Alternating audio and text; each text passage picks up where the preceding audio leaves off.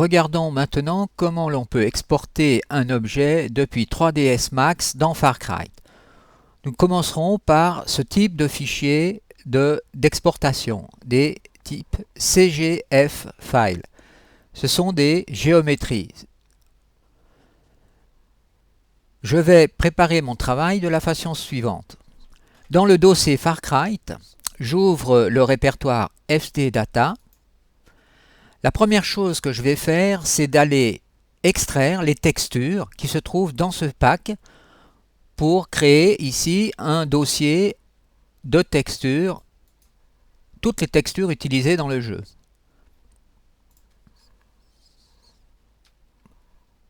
Pour exporter, c'est-à-dire plus exactement pour décompresser le fichier pack de textures, je vais utiliser dans mon cas WinRAR.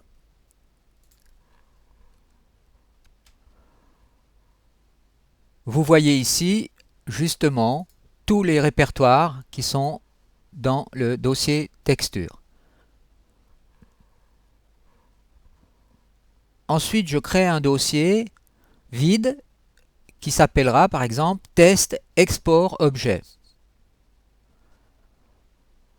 Ensuite, j'ouvre le dossier texture et le dossier moderne pour aller copier les deux textures que je vais utiliser dans l'objet, concretewall.dds et Metal Blues. Et je fais une copie de ces deux textures et je vais les mettre dans le dossier text export objet.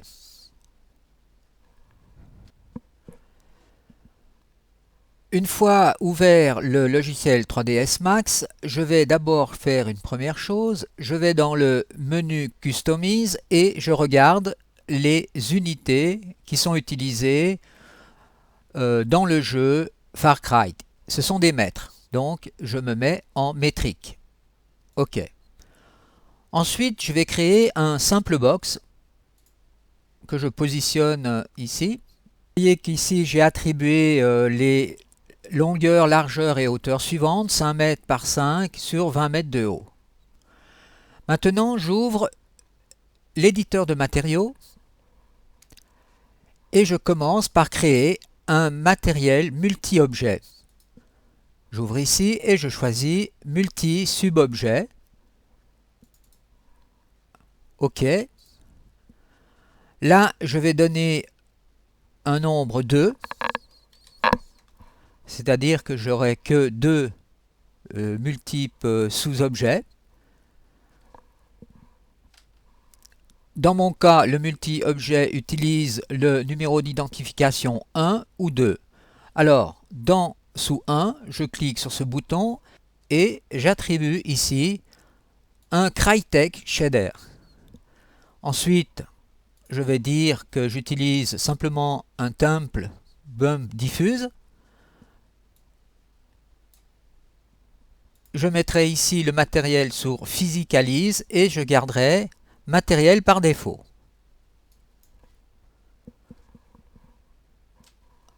Ensuite, dans le menu Map, je vais choisir sur Diffuse Color un bitmap.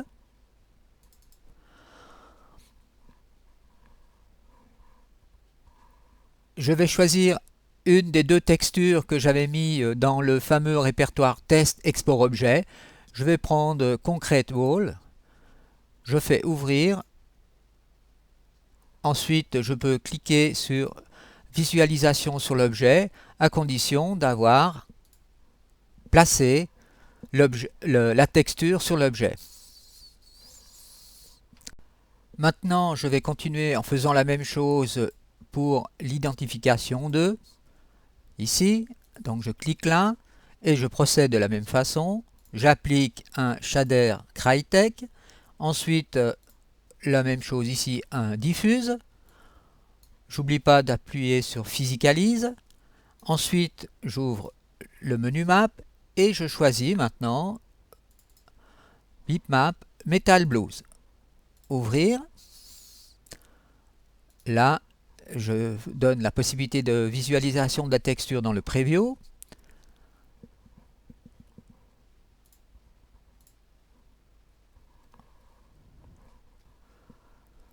Si je clique deux fois dans cette icône là de texture, on peut agrandir justement la texture que nous venons de créer et nous voyons bien ici que nous avons affaire à deux textures avec un numéro d'identification 1 et 2.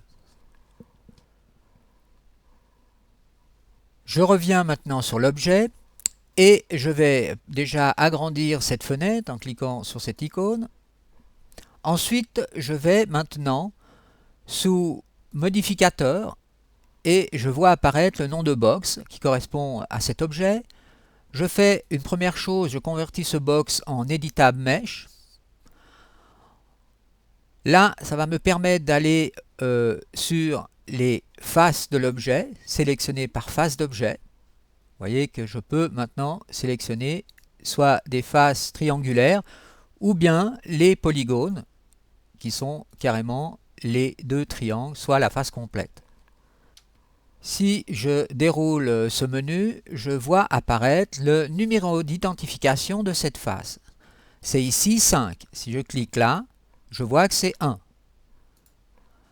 Donc maintenant, si je veux par exemple mettre sur cette face la couleur du Metal Blue, je vais changer le numéro d'identification de cette face en mettant 2, en se souvenant que 2 correspond justement au métal bleu. Vous voyez ici apparaître le métal bleu. Donc mettons 2 par exemple sur ces faces.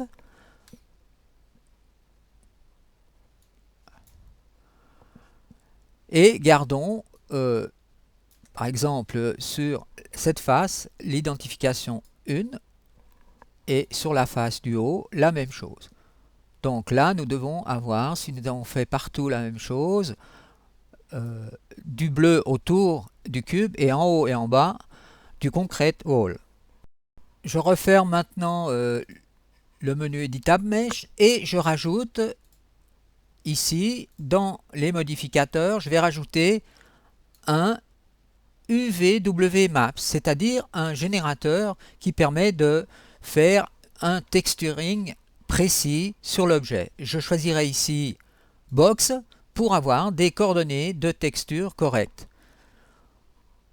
Ensuite, je fais un Collapse All, c'est-à-dire que je rétracte tous les modificateurs pour simplifier l'objet.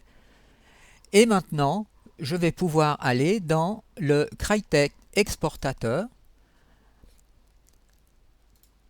Ici, maintenant, si je veux exporter cet objet, je vais cliquer sur le bouton pic et cliquer sur cet objet. Cet objet doit apparaître dans cette fenêtre. Ensuite, il suffit simplement de faire Export Node pour voir apparaître ici le nom du directory que nous avons créé avant test export objet, car nous allons exporter, par exemple, on donne le nom de cube.cgf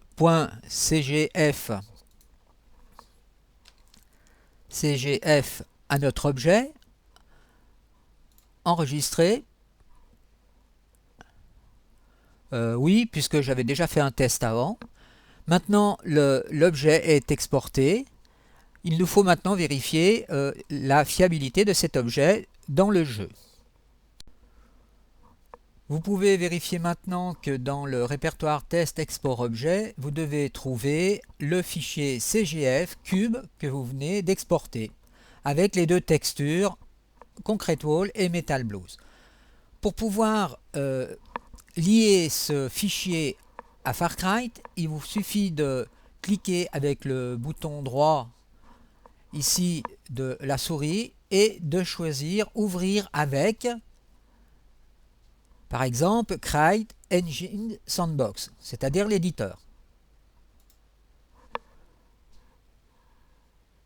Si tout s'est bien passé, vous devriez voir apparaître dans le modèle preview le cube que vous avez créé dans 3ds Max.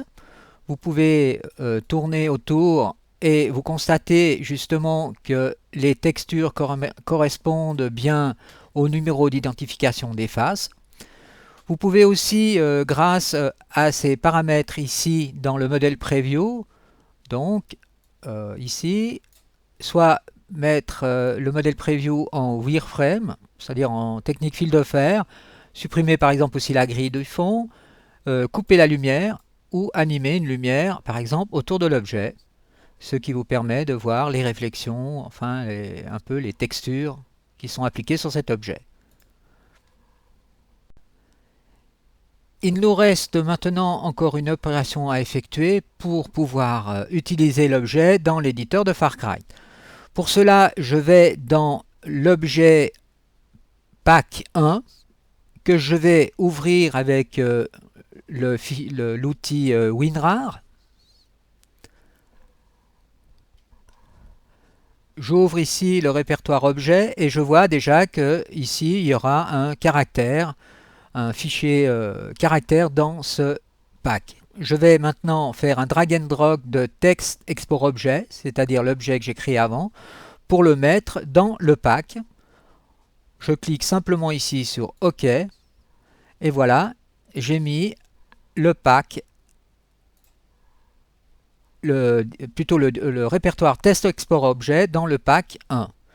Maintenant, celui-ci devrait être visible dans l'éditeur de Far Cry. Vous ouvrez l'éditeur de Far Cry et quand vous allez dans le répertoire simple entity, vous voyez apparaître ici sous test exporter objet, donc le répertoire que nous avons créé précédemment et que nous avons intégré dans le pack 1 objet. Vous voyez le nom cube. Il suffit simplement de faire un drag and drop sur le terrain pour voir apparaître notre objet. Donc tout s'est bien passé.